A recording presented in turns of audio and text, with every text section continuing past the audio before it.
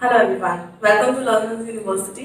Last class में हमने कुछ क्वेश्चंस किए थे related to elements, altitude and median of a triangle. इस क्लास में हम कुछ प्रॉपर्टीज देखेंगे ट्रायंगल की। कौन सी दो प्रॉपर्टीज देखने वाले हैं हम? Exterior angle property of a triangle and angle sum property of a triangle. तो हम स्टार्ट करते हैं exterior angle property of a triangle से। उससे पहले हम समझ लेते हैं कि एक्सटीरियर एंगल क्या होता है, तभी तो हम उसकी प्रॉपर्टी समझ पाएंगे। So let's start with the exterior angle. अगर मैं एक ट्रायंगल ड्रॉ करूं और उसकी किसी भी एक साइड को एक्सटेंड कर दूं, जैसे मैंने ये वाली साइड को एक्सटेंड कर दी, ठीक है। This is triangle A B C and this point is E. Okay, अब जब हम किसी एक लाइन को एक्सटेंड करते हैं तो वो लाइन जो उस ट्रायंगल के साथ एंगल बनाती है, इसे हम कहते हैं एक्सटीरियर एंगल।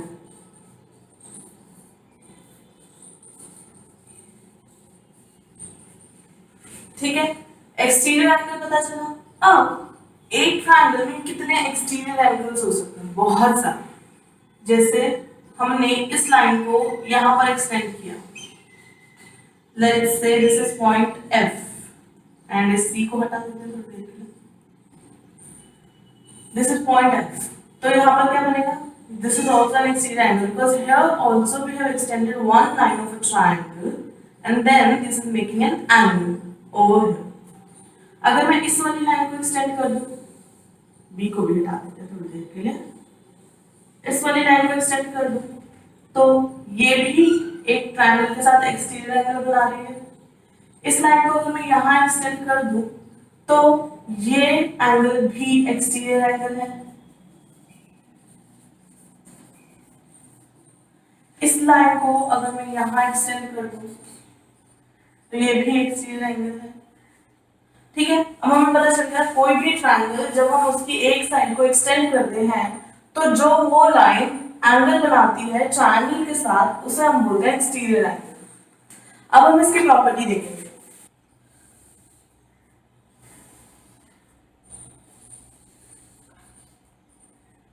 ए बी सी ई, ये हमारा एक्सटीरियर एंगल है। अब हमारा एक्सटीरियर एंगल प्रॉपर्टी क्या है कि जो हमारा एक्सटीरियर एंगल होगा ना, एक हमारे पास ट्रायंगल के थ्री एंगल्स कौन से? 1 2 3।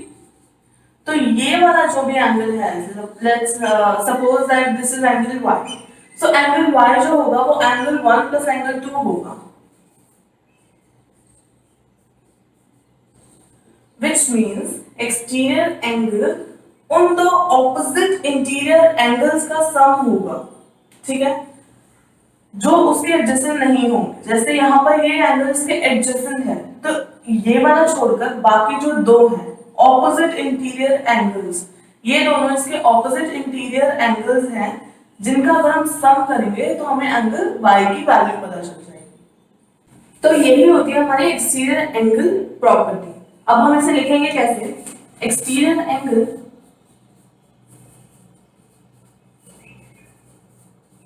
and its property.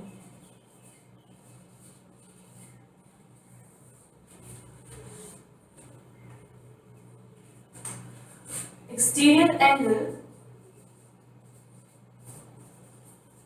is equal to the sum of two opposite interior angles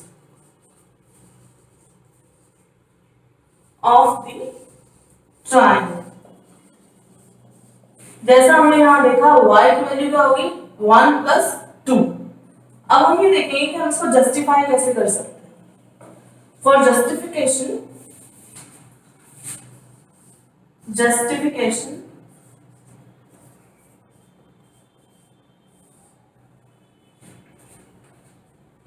अगर मैंने एक ट्रायंगल ड्रॉ किया,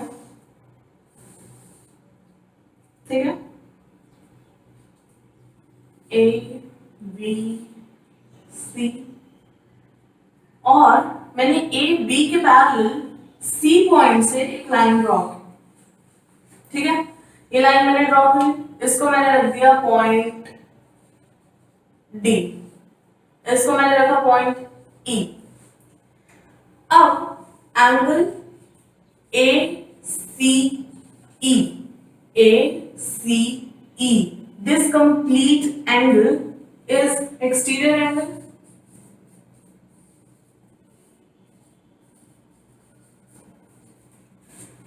Angle 1, angle 2, angle 1 and angle 2 are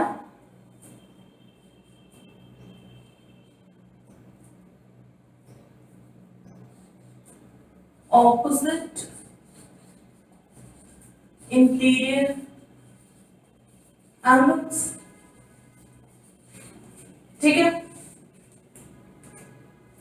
अगर 1 और 2 ऑपोजिट इंटीरियर एंगल्स हैं और ए सी ई हमारा एक्सटीरियर एंगल है, तो हमें इसको इसके सम के इक्वल प्रूव करना है। ये हमें करना है, ये हम जस्टिफिकेशन में करें। अगर मैं इस एंगल को x ले लूं और इस एंगल को y ले लूं, आप कुछ भी वेरिएबल लिख सकते हैं, पर मैंने x और y लिखा है, x और y। अब अगर A B is parallel to C D, तो हम देख सकते हैं कि एंगल 1 और angle x alternate interior angles बना रहे हैं। Angle 1 is equals to angle x, क्यों? बिकॉज ये बिकॉज का साइन होता है, x ऑल्टरनेट इंटीरियर एंगल्स, क्योंकि ये ऑल्टरनेट इंटीरियर एंगल्स है। Angle 2 is equals to angle y. Angle 2 is equals to angle y, cause these are corresponding angles.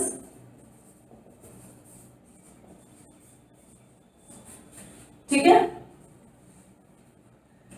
अगर ये वाली लाइन और ये वाली लाइन पैरेलल है और इसको मैं ट्रांसवर्सल मान लूं, ये हमारे ट्रांसवर्सल, ये दोनों हमारे पैरेलल लाइंस, तो ये और ये एंगल y और एंगल 2 हमारे कॉरेस्पॉन्डिंग एंगल्स होंगे।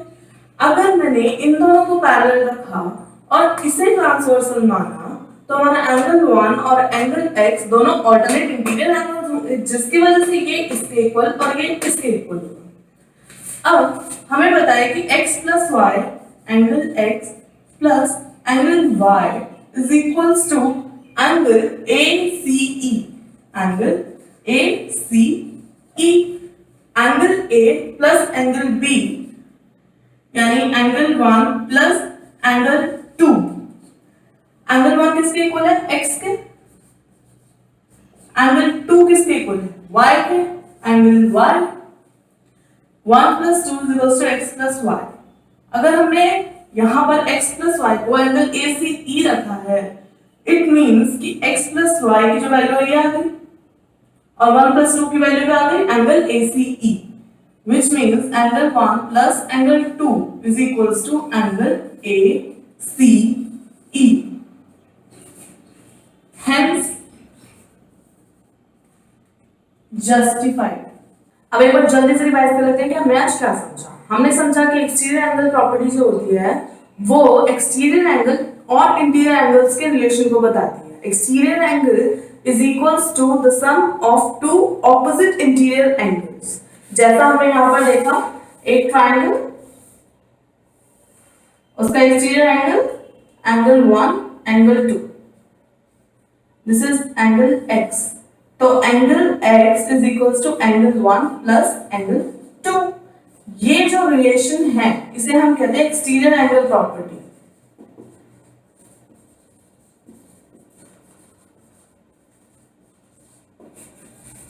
अब इससे रिलेटेड है हमारी दूसरी property, that is angle sum property of a triangle.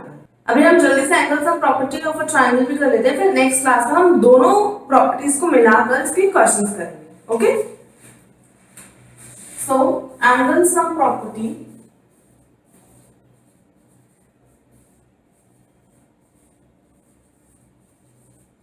Of a triangle. अब एंगल सम प्रॉपर्टी क्या कहती है कि अगर हमारे पास कोई भी एक ट्रायंगल है तो उसके हर एंगल को अगर हम टोटल कर दें 1 2 3, angle 1 plus angle 2 plus angle 3 is equals to 180 degree. ठीक है, सिर्फ इतनी सी बात है कि अगर हम तीनों एंगल्स को ऐड करें किसी भी ट्रायंगल में तो उसका जो सम होगा वो हमेशा 180 डिग्री आएगा। ये हमारी angle sum property of a triangle. अब हम इसका जस्टिफिकेशन देखेंगे कि ऐसा कैसे। अगर मैंने एक ट्रायंगल ड्रॉ करा और उसका एक्सटीरियर एंगल भी बनाया A B C, this is point E. आप इसको डी भी लिख सकते हैं, मतलब बच्चों को ऐसा कंफ्यूजन भी होनी चाहिए कि हम क्या लिखें क्या ना लिखें, तो आप वेरिएबल्स हैं पी क्यू आर भी लिख सकते हैं, इसको जेड भी लिख सकते हैं। ई हम इसलिए लिख देते हैं, मोस्टली एक्सटीरियर एंगल बनाते हैं इसलिए हम ई लिख देते हैं। अब ये हमारा एक एक्सटीरियर एंगल है, ये हमारा एंगल 1, एंगल 2, एंगल 3 और ये हमारा एंगल 4 ले लिया है। ठीक है, अगर मैं देखूं angle 1 plus angle 2, angle 1 plus angle 2 is equals to angle 4। क्यों? Exterior angle property.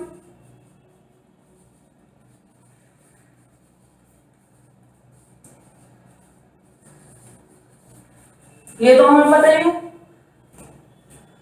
कि अगर मैं एंगल 1 प्लस एंगल 2 करूं तो वो एंगल 4 के इक्वल होगा। अगर मैं दोनों साइड्स पे एक कॉमन एलिमेंट ऐड करूं तो हमारा आंसर तब भी सेम रहेगा, इक्वेशन सेम रहेगी। एंगल 1 plus angle 2 is equals to angle 4।